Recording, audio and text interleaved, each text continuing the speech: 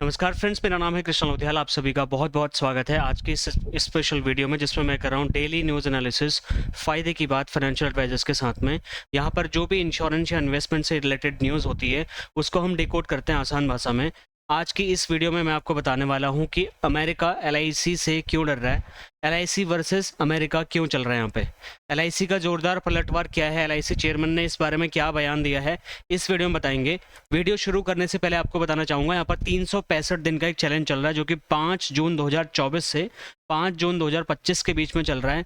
इसमें मैं 2,90,000 रुपए के 65 कोर्सेज 365 दिन यूट्यूब पर लाइव आकर के देता हूँ, और ये यूट्यूब लाइव रोज रात्रि शाम को 8 बजे से 9 बजे के बीच में चलता है। तो अगर आप भी एक इंश्योरेंस एडवाइज़र हैं और अपना काम बढ़ाना चाहते हैं तो इस चैनल पर आप आइए। आपको 1300 से ज़्यादा इंश्योरेंस एंड इन्वेस्टमेंट मार्केटिंग से रिलेटेड आपको फ्री वीडियोस मिलेंगी। सेल्स एंड मार्केटिंग से रिलेटेड हो, ऑब्जेक्शन हैंडलिंग हो, आपकी हर ज़रूरत को पूरा करने के लिए हमारे पास कई सारी वीडियोज़ हैं। तो इसको अभी सब्सक्राइब करके बेल आइकन प्रेस करें। तो चलिए वीडियो शुरू करते हैं। तो फ्रेंड्स, वीडियो शुरू करने से पहले कुछ क्वेश्चंस आपके माइंड में भी हो सकते हैं। क्या एलआईसी को सरकार से कोई स्पेशल ट्रीटमेंट मिलता है या स्पेशल एडवांटेज मिलता है, क्योंकि यूएसए एलआईसी के अगेंस्ट ये सारे ऑब्जेक्शंस उठा रहा है। क्या एलआईसी की हर पॉलिसी पे सॉवरेन गारंटी है या फिर कुछ लिमिटेड पॉलिसीज़ पर ही है, इसके ऊपर में हम चर्चा करेंगे। और उसके बाद क्या अमेरिकी रिपोर्ट यूएसटीआर में एलआईसी को अनफेयर जो एक तरीके से अनफेयर कॉम्पिटिटर बताया जा रहा है वो किस हद तक सही है, इसके ऊपर हम चर्चा करेंगे। और एलआईसी का मार्केट लीडर बनना क्या सिर्फ गवर्नमेंट सपोर्ट की वजह से सफल हो पाया है, या फिर इसमें इंडियन जो कस्टमर्स हैं, इंडियन कंज्यूमर्स हैं, उनकी भी बहुत बड़ी भूमिका है। इसके ऊपर आपके क्वेश्चंस हो सकते हैं। और सबसे इम्पोर्टेंट, क्या अमेरिका ने इंडिया की जो इंश्योरेंस इंडस्ट्री है उस पर क्या कोई ट्रेड वॉर छेड़ दी है, क्योंकि इस टाइम पर ऑल ओवर वर्ल्ड में अमेरिका ने ट्रेड वॉर छेड़ी है और इससे इंडिया भी नहीं बच पाया है। तो कुल मिलाकर के इंडिया में जो एलआईसी ऑफ इंडिया है वो वर्ल्ड की मोस्ट रिलायबल कंपनीज में से एक उसका नाम आया है। तो कुल मिलाकर के ऐसा भी हो सकता है कि इस ट्रेड वॉर का जो इफेक्ट है वो एलआईसी के ऊपर क्या पड़े। तो life insurance corporation of India, जो कि एलआईसी की टॉप मोस्ट इंश्योरेंस कंपनी है, उसने हाल ही में अमेरिका के जो यूएसटीआर करके है, जो ट्रेड रिप्रेजेंटेटिव मीटिंग होती है, उसके थ्रू एलआईसी के ऊपर कुछ आरोप लगाए और सीधा सीधा गवर्नमेंट को अपोज करते हुए उन्होंने ये कहा कि एलआईसी को भारत सरकार की तरफ से स्पेशल ट्रीटमेंट दिया जाता है, कुछ अनफेयर एडवांटेजेस दिए जाते हैं, जिसकी वजह से अमेरिकन कंपनीज भारत में स्टेबल नहीं हो पा रही हैं। या फिर इस जो ट्रेड एस्टिमेट रिपोर्ट ये लोग निकालते हैं साल में एक बार, उसमें भारतीय इंश्योरेंस इंडस्ट्री पर बड़े बड़े गंभीर आरोप लगाए हैं, जिसमें सबसे बड़ा आरोप ये था कि यहाँ पर जो सोवरेन गारंटी है, जिससे कस्टमर को एक मतलब मार्केटिंग के तरीके से यूज़ करती है एलआईसी इस बात का। अब ये तो आप लोग जानते हैं कि क्या इसको आप एग्जैक्टली मार्केटिंग के तरीके से यूज़ करते हैं या नहीं करते करके, बट यूएसटीआर की तरफ से ये आरोप लगाया जा रहा है। अब एलआईसी को इसका अनुचित एक तरीके से अनफेयर कंपेटिटिव एडवांटेज मिलता है, नहीं मिलता है, ये सोचने का विषय है। एक और सबसे इम्पॉर्टेंट एलिगेशन ये है कि भारत में जो विदेशी बैंक हैं उनसे पेमेंट सर्विस प्रोवाइडर्स की बात करें या फिर अकाउंटिंग फर्म्स के लिए बात करें, उसके लिए नॉन ट्रांसपेरेंट रिस्ट्रिक्शंस भारत ने काफ़ी ज़्यादा लगाए हुए हैं, ये यूएसटीआर का कहना है। और ये कहीं हद तक इसको हम वैसे इससे हम एग्री कर सकते हैं, और एक देश होने के नाते इंडिया का ये हक है कि वो अपने देश के कंपनीज़ को सेव करने के लिए, जैसे ईस्ट इंडिया कंपनी ने भारत को कैप्चर किया था, वैसे कोई विदेशी कंपनी भारत में अपनी मोनोपोली स्टैब्लिश ना कर पाए, इस चीज़ से बचाने के लिए ये सारी चीज़ें लगाई जाती है गवर्नमेंट की तरफ से। वो किसी हद तक सही भी है। और अमेरिकन कंपनीज भी, यहाँ की कंपनी अगर बाहर जाती हैं, अमेरिका में जाती है, तो डेफिनेटली उनके ऊपर भी कई सारे रिस्ट्रिक्शंस लगाए जाते हैं। तो विदेशी इंश्योरेंस कंपनी के बोर्ड में भारतीय नागरिकों की जो अनिवार्यता है उसके ऊपर भी उन्होंने सवाल खड़े किए हैं। अब इसमें कुल मिलाकर के एलआईसी की तरफ से जो चेयरमैन का रेस्पॉन्स आया, उन्होंने बोला कि हम नहीं, सिर्फ एलआईसी नहीं या गवर्नमेंट नहीं, विश्वास जनता से मिलता है। तो एलआईसी को जो ट्रस्ट मिला है वो 29 करोड़ लोगों की तरफ से मिला हुआ है। अगर लोग चाहते तो पॉलिसी नहीं लेते, यानी कि उनको कहीं ना कहीं लगता है कि गवर्नमेंट सपोर्टेड कंपनी है तो उसके साथ ट्रस्ट है। क्योंकि 1956 में एलआईसी को जो इंश्योरेंस अमेंडमेंट एक्ट के अंतर्गत जो सोवरेन गारंटी प्राप्त हुई थी, उसमें आपके पॉलिसी का सम एश्योर्ड और बोनस के ऊपर में भारत सरकार सोवरेन गारंटी देती है, जो कुल मिलाकर के पब्लिक ट्रस्ट का सबसे बड़ा सोर्स था। इसी ट्रस्ट को लोगों ने समझा और अपने पैसे को सेफ हाथों में जाते हुए देखते हुए, इसीलिए लगभग 30 करोड़ लोगों ने एलआईसी के ऊपर भरोसा करके पॉलिसियां दी हैं। अब LIC full competitive advantages market में ले पाई है डेफिनेटली। बावजूद इसके एलआईसी के साथ साथ मार्केट में 24 प्राइवेट इंश्योरेंस कंपनियां पहले से मौजूद हैं और बहुत सारी इंश्योरेंस कंपनीज फॉरेन फंडेड भी हैं। चूँकि एलआईसी ने बहुत अभी भारत सरकार ने एफडीआई के ऊपर में बहुत बड़ा डिसीजन लिया है, जिसको भले ही अमेरिका ने अप्रिशिएट भी किया है, बट एलआईसी मार्केट में खाली मोनोपोली क्रिएट नहीं कर रही है। एलआईसी को मार्केट में IRDAI, insurance regulatory development authority of India, regulate करता है। जैसे स्टॉक मार्केट को सेबी रेगुलेट करता है, उसी तरीके से एलआईसी को आईआरडीएआई रेगुलेट करता है। तो ये कह देना कि सिर्फ गवर्नमेंट इसको अनफेयर एडवांटेजेस दे रही है, इस बात से मैं भी समर्थन इसका नहीं करता। आपको इस बारे में क्या कहना है, आप कमेंट करके हमें अपनी राय जरूर बता सकते हैं। तो एलआईसी ने यही बोला कि हमें सरकार नहीं बल्कि जनता का भरोसा मार्केट लीडर बनाता है, इसलिए हम वर्ल्ड की सबसे बेस्ट और सबसे ज़्यादा रिलायबल कंपनी आज एलआईसी बनी हुई है। और एलआईसी की सफलता के 4 पिलर है। सबसे इंपॉर्टेंट जो एलआईसी चेयरमैन ने बकायदा अपने ऑफिशियल स्टेटमेंट में भी बोला, सबसे पहले कि एलआईसी की जो फाइनेंशियल स्ट्रेंथ है, एलआईसी का जो एयूएम है वो 56 लाख करोड़ से ज़्यादा क्रॉस होने का मतलब है कि बहुत सारी कंट्रीज़ के जीडीपी को क्रॉस कर चुका है।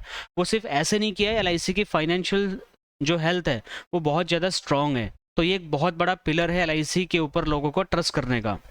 इसमें गवर्नमेंट उसके ऊपर कुछ अनफेयर एडवांटेजेस दे ना दे, इसका कोई फ़र्क नहीं पड़ता है।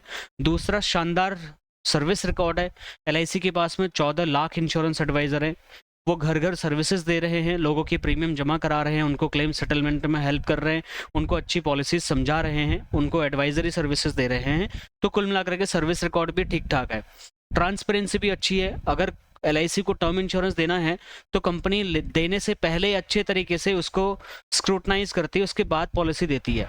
जबकि अगर यही चीज़ मैं प्राइवेट इंश्योरेंस की बात करूँ, फॉरेन फंडेड कंपनीज की अगर मैं बात करूँ, तो वो चीज़ बहुत ईजिली हो जाती है, जबकि एलआईसी में ऐसा नहीं होता। ये एक अपने आप में बहुत बड़ी बात है।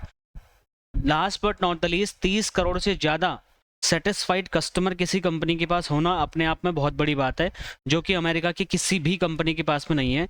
तो कुल मिलाकर के अमेरिका सुपर पावर बने रहने के लिए अपने प्रतिद्वंदियों को किसी भी तरीके से नीचा दिखाने के लिए भी ये चीज़ करता है। और उसकी जो यूएसटीआर रिपोर्ट है, भारत के फाइनेंशियल सिस्टम पर जो सवाल उठाती है, उसका कोई लॉजिक नहीं बनता मेरे हिसाब से। बाकी इस पे आपकी जो भी राय है आप मुझे कमेंट करके बता सकते हैं। उन्होंने ये भी बोला कि विदेशी बैंकों के लिए ब्रांच खोलने में इंडिया में काफ़ी सारी अड़चनें पैदा होती हैं, जिसको मैं नहीं मानता, क्योंकि बहुत सारे फॉरेन यहाँ पर इंस्टीट्यूशनल बैंक आज के डेट में सक्सेसफुली इंडिया में रन कर रहे हैं और अपना जो बिजनेस है वो रन कर रहे हैं। विदेशी पेमेंट कंपनियों के लिए भी यहाँ पर नियम अस्पष्ट है, ऐसा बोला, जबकि ऐसा नहीं है। गूगल पे यहाँ पे बहुत अच्छे तरीके से काम करता है, जैसे पेटीएम और फ़ोनपे काम करते हैं वैसे ही गूगल पे भी काम करता है। अब वो कंपनी टू कंपनी प्रतिस्पर्धात्मक जो हम कॉम्पिटिटिव एडवांटेजेस की बात कर रहा है यूएसए, उसके ऊपर सोचने पर एक बार हम डिस्कशन कर सकते हैं, उस पर आर्ग्यूमेंट्स हो सकते हैं कि कौन सी कंपनी किस लेवल पे काम कर रही है। लेकिन ऐसा कह देना ये लॉजिकल नहीं होता। इंश्योरेंस कंपनी में जितने भी बोर्ड मेंबर्स हैं वहाँ पे इंडियन सिटीजन्स की ज़रूरत के ऊपर भी उन्होंने सवाल उठाए, जिस पे कम्प्लीटली इंडिया का स्टैंड बहुत ही क्लियर होना चाहिए। ये हम डिसाइड करेंगे कि हमारी कंपनी में फॉरेन फंडेड लोग कितने होंगे और इंडियन सिटीजन्स कौन कौन होंगे, बोर्ड मेंबर्स में कौन कौन होगा नहीं होगा। जब 51% से ज़्यादा स्टेक इंडियन कंपनी का है तो अमेरिका को ये कहने का शायद कोई अधिकार नहीं होना चाहिए कि हमारे लोगों को भी बोर्ड मेंबर में आप ले लो। तो जब अगर कोई कंपनी का जो मालिकाना हक है वो इंडियंस के पास है, तो डेफिनेटली अगर अमेरिका में भी कोई कंपनी है, गूगल कंपनी है, सुंदर पिचई को उन्होंने सीईओ बना दिया, माइक्रोसॉफ्ट ने सत्या नडेला को सीईओ बना दिया, लेकिन क्या उनको 51% का स्टेक होल्डर बनाया? कभी भी नहीं बनाएंगे, क्योंकि वो चीज़ ये जानते हैं कि अगर हमने इंडिया को सारे मेन राइट्स अगर हमने दे दिए तो उसके लिए उनके लिए कंपनी का वजूद बचाना मुश्किल हो सकता है। लेकिन उन्होंने ये माना कि एफडीआई 74% से 100% करने के ऊपर में उन्होंने इस चीज़ को अप्रिशिएट किया, जिसको हम सपोर्ट नहीं करते बीइंग एन इंश्योरेंस एडवाइज़र। अब अमेरिका ने भारत के सभी एक्सपोर्ट पर 26% का जो टैरिफ लगाया हुआ था वो फिलहाल के लिए होल्ड पर है, बट ये टेंशन, ये कंप्लीट ट्रेड टेंशन अभी भी बनी हुई है। अमेरिका ने एक अलग सी जंग छेड़ दी है पूरे वर्ल्ड में, जिसको हम ट्रेड वॉर कह रहे हैं। अब ट्रेड वॉर में क्या होता है थोड़ा सा मैं आपको बताऊंगा। जैसे वो ट्रंप ने ऑलरेडी बोला कि भारत हमारे को सही से ट्रीट नहीं कर रहा है, इसलिए हम 52% टैक्स इंडिया हम पे लगा रहा है, और इसलिए हमने रिटेलिएट करते हुए टैरिफ इंडिया के अगेंस्ट में हम लगा रहे हैं।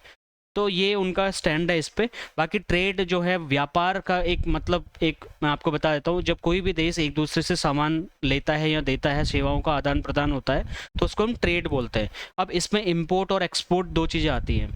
अगर मैं इंपोर्ट की बात करूँ, अगर भारत अमेरिका से कोई सामान मंगा रहा है तो हम उसको इंपोर्ट बोलेंगे। अगर हम इंडिया से कोई सामान बाहर भेज रहे हैं तो हम उसको बोलेंगे एक्सपोर्ट। तो जो इंपोर्ट एक्सपोर्ट का जो बिजनेस होता है, इस ओवरऑल बिजनेस को हम कहते हैं ट्रेड। और जब ट्रेड में आपस में एक कोऑर्डिनेशन नहीं बैठ पाता कंट्रीज का परसेंटेज को लेकर के, उसको हम कहते हैं ट्रेड वॉर। तो इंडिया के साथ साथ ऑल ओवर वर्ल्ड में अमेरिका ने जानबूझ करके ये ट्रेड वॉर छेड़ी हुई है, किसी से दुश्मनी निकालने के लिए, किसी को नीचा दिखाने के लिए, किसी भी अपनी एक तरीके से पकड़ मजबूत बनाने के लिए, अपने सुपर पावर के टैग को मेंटेन करने के लिए कहें, जैसे भी कहें। बट इसमें इंडिया भी अछूता नहीं है। अमेरिका के बहुत सारे और भी कई सारे आरोप हैं इंडिया के ऊपर में, लेकिन इंडियन गवर्नमेंट ने सारे आरोप खारिज कर दिए और इन पे स्टैंड अपना उन्होंने दिया हुआ है। इस बात पे आपको क्या नॉलेज मिली इस वीडियो से, ये कमेंट करके बताइए। ट्रेड वॉर क्या होता है, इंपोर्ट एक्सपोर्ट ड्यूटीज़ क्या होती है, टैरिफ क्या होता है, यूएसटीआर क्या है, ये सारी चीज़ें हमने कोशिश करी आपको इस न्यूज़ एनालिसिस में बताने की। बाकी आप क्लाइंट को सही तरीके से एजुकेट करें। क्लाइंट भी आपको पूछेगा भैया सोवरेन गारंटी कब मिली थी, क्यों मिली थी, इसमें क्या है, क्या कवर है, क्या कवर नहीं है, क्या सिर्फ एलआईसी के पास ही है। तो एग्जैक्टली आपको बोलना है सिर्फ LIC is only one of the company in India जिसके पास गवर्नमेंट की सोवरेन गारंटी अवेलेबल है। यानी कि जो सिक्योरिटी क्लाइंट के पैसे की एलआईसी में है वो देश की किसी भी कंपनी के पास अवेलेबल नहीं है, भले ही वो अमेरिकन फंडेड हो या फिर वो इंडियन फंडेड हो। तो ये आपके लिए बहुत बड़ा प्लस पॉइंट है। बाकी ट्रेड रिपोर्ट पर इंश्योरेंस प्रोफेशन में भी एक जानकारी का हिस्सा आपके लिए आज के डेट में बन रहा है, तो इसलिए आपको अपडेटेड रहना है। ये वीडियो बस इतना ही। 8 जून 2025 का ये इवेंट हमारा हो रहा है, इसके लिए आप सभी लोगों को इन्वाइट कर रहा हूँ मैं। यहाँ पर आपको मात्र 2000 रुपये में पावर पैक सेशन मिलेगा।